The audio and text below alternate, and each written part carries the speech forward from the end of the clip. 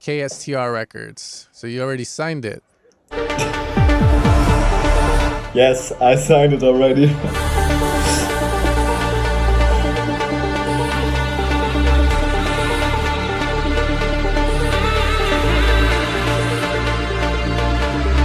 Faith is the ground where the wildflowers grow.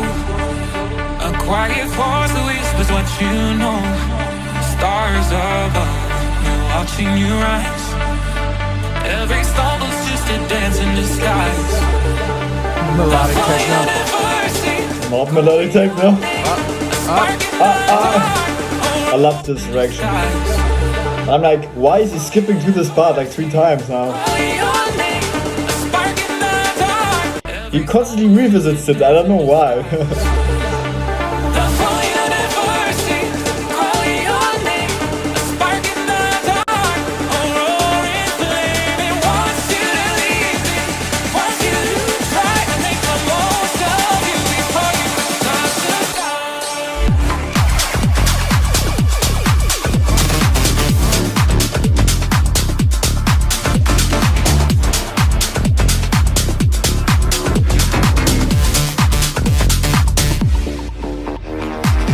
Why is he doing that?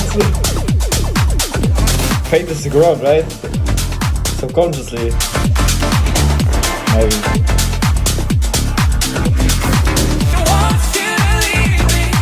The way he listens to it, it's like so good. I like it means that. Clouds may gather, storms may shout. The faith is He was surprised by that, you could see that, right? He was like...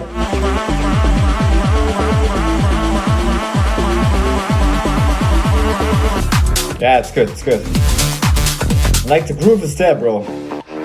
Right? He's bumping his head, this is a good sign, right?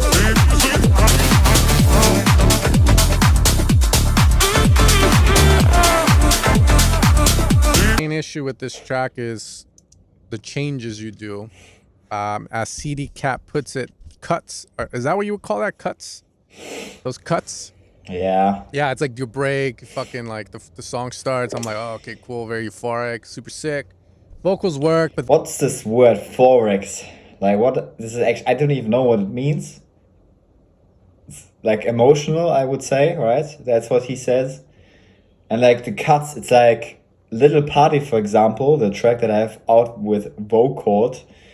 It's like we have this is such a successful track in my opinion, and it's so unique too. Like, it starts off with this melodic bass alone, with a build up, with a fucking cover song, and it fucking drops into this techno drop, right? Which is like crazy, with like the biggest brass step of all time, like Hans Zimmer type shit, and it's so crazy that's the craziest remix that I've ever done.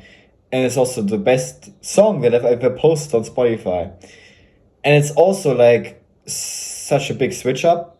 And Groove Basement has signed it. So I am like, wow, I want to do something like this again. And I've even used 808s in the same track. I've used fucking melodic break, a tech house drop.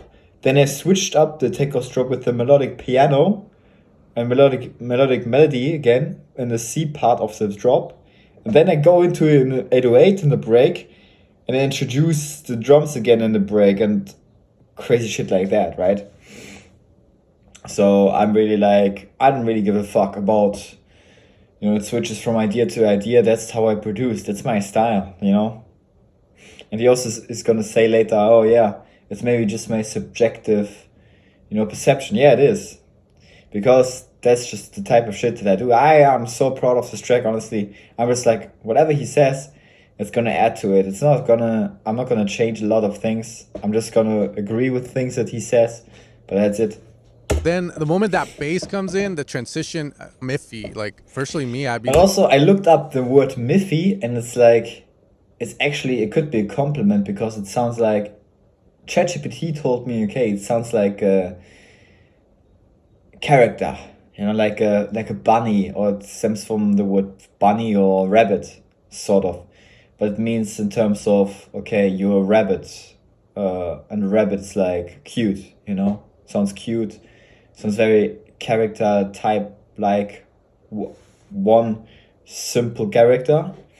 And so I get it, right? Because we switch from one character, this melodic intro, to this bass line. But what else should I do? I can't really introduce it in the melodic intro, the bass, because it doesn't fit. It doesn't fit the melody from the first Reese with the drop. So I kind of like have to make a cut at some point. But it's in all my tracks. It's the same in all my tracks. But it's not only in mine, it's in other tracks too. Pop tracks sometimes switch up a lot of things too.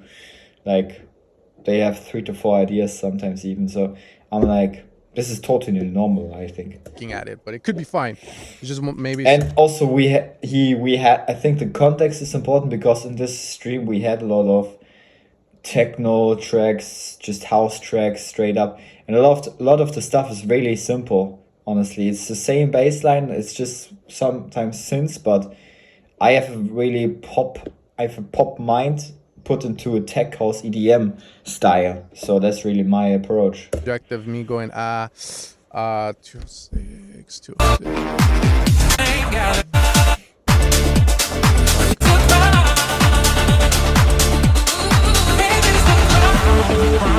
Yeah, see that as well. Yeah. You do that. This is the part where I agree with him, because this was a thing I just dragged and dropped my acapella into Ableton.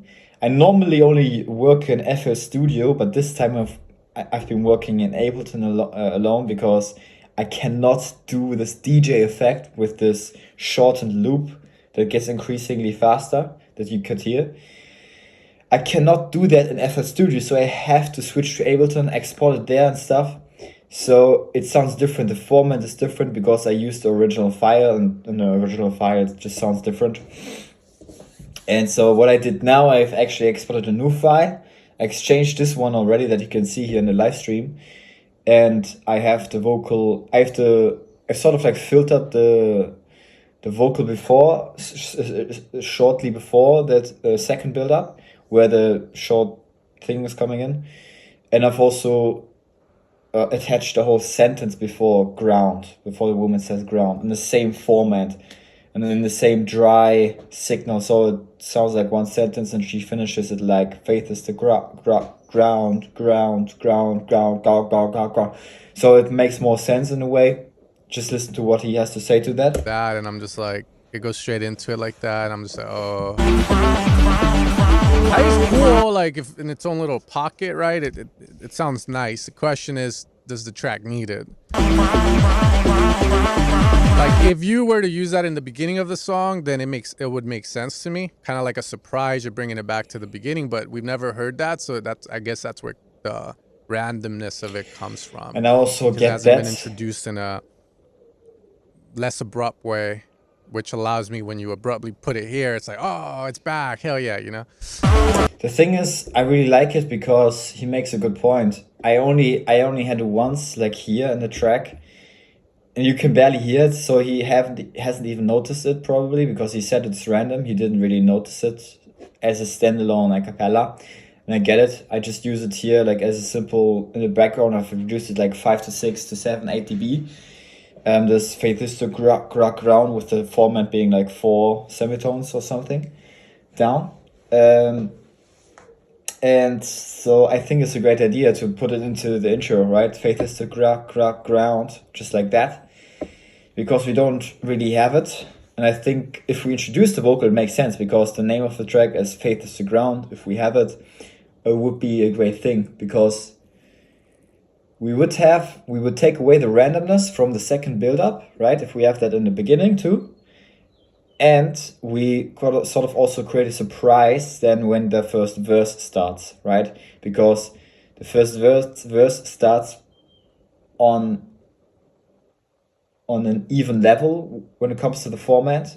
I haven't touched the format a lot, just maybe minus 100. And that also creates a good effect, because we have a lower format in the beginning then, and then when the verse starts we have a higher format. So I think that's also a cool effect. Then the vocals do all this build up, and then it pitches down like that, And then you go into this, so that's where again where I'm like, it's kind of like, you know, you have the rock band, and then like all of a sudden the guitar says, "Fuck this shit, I want to do a solo, motherfuckers," and then everyone's just like, "What's going on?" You know.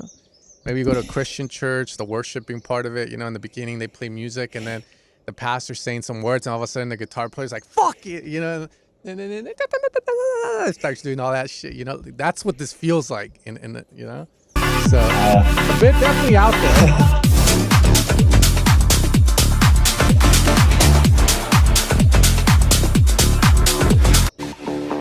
This is cool. Hold on, let me switch to the big speaker. I also thought about this where it goes do do do do do do do do. Maybe changing the melody in that part to do do do do do do do. Just listen to this. Right? Yeah, it sounds good. The little speaker didn't, because it was like the dun dun dun dun dun was a little too filtered. Right, I think changing the melody. It's cool. It's cool. Just cutting the synths there a little bit. That's also my feedback on myself. Cutting the synths there a little bit because we have this vocal drop again that we introduced also in the second build-up here in the beginning now. And I think it would make sense to cut some synths away from that. Just some stabs and stuff. Because people like the stabs, I know, but yeah, put more emphasis on the vocal chops than me. We have more sort of variation then as well.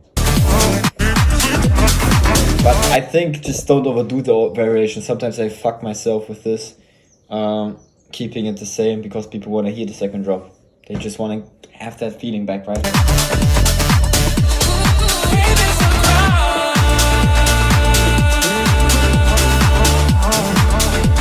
Yeah, so the song has nice pockets in it that fucking sound proper and shit. I guess it just comes down to, if you like the way it is, leave it and then just fucking own it. If not, is there any way to introduce all these 3 or 4, however many you have ideas to, let's say I'm the common listener, I wouldn't be too taken aback by it. And yeah, if you can do that, cool. Or maybe just refine it and simplify it a little more and shit. Man, that's really good. I'm actually really thankful for this because he makes a good point, right? Like, he made good points. I have my own points in my own head already, my own critique points, but he has a good idea with, you know, taking away the randomness. It's good to have the second, let's say, view on things. It just really helps, man. I just like it.